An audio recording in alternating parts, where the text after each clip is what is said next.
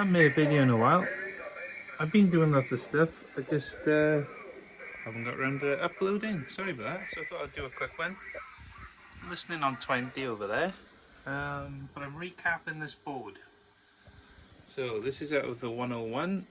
It's the PB1185. I've taken the main 6-volt regulator out because it was testing a bit funny in circuit, but it's looking alright. At the minute it was showing over 7 volts, and no matter how much I adjusted the one there that says volts, underneath it's still showing 7.8 volts. I was getting different voltages on the screw itself, but the leg under here, when it's in there, yeah, that leg is showing 7.8, and it was showing 7.8 underneath the VFO there on the blue wire. So I was adjusting it here, and it's not adjusting anything, nothing's changing. So, but sometimes it's alright when you first turn it on. It's showing what voltage it should, and then it jumps up and you can't change anything. So, taking the regulator out, and that's testing okay.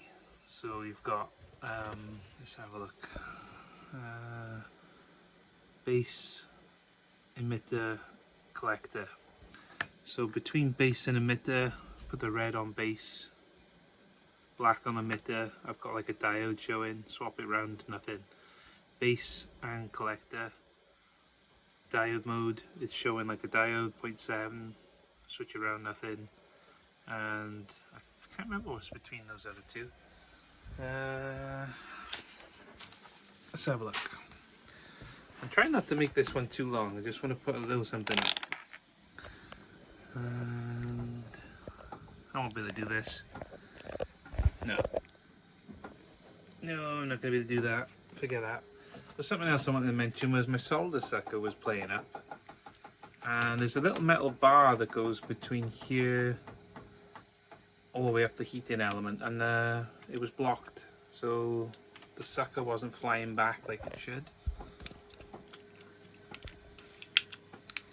So if you look now, that's pretty good. It was only going like to here, it was going and then slow, so it wasn't really taking any solder out when I needed it to.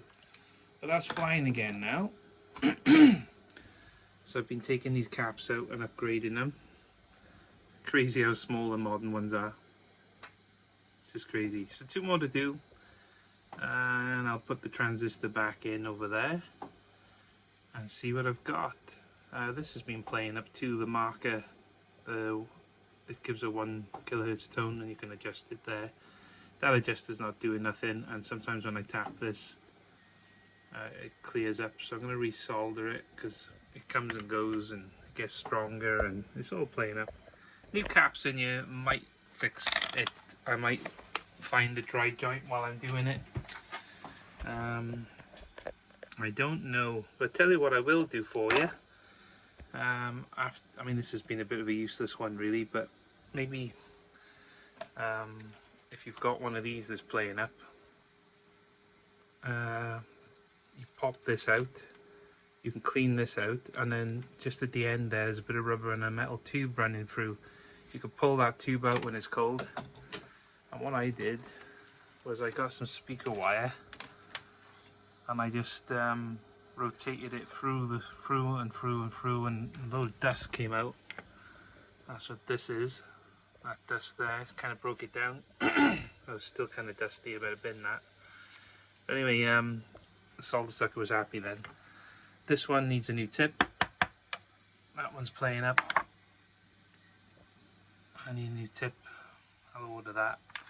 And the rubber gasket on the end there's gone, so that wasn't sucking too good either.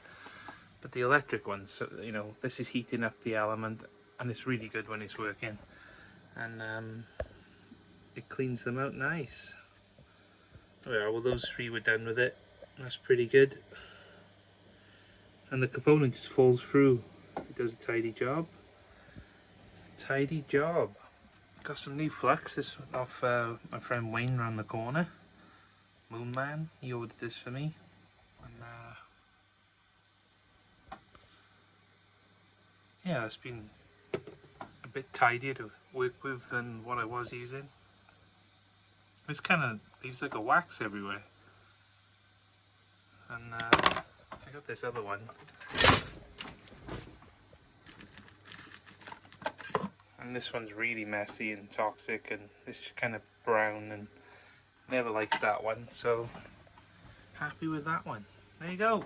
So maybe part 2 of this hopefully will be that back in there, and we'll do some measurements to see if the voltages have come right.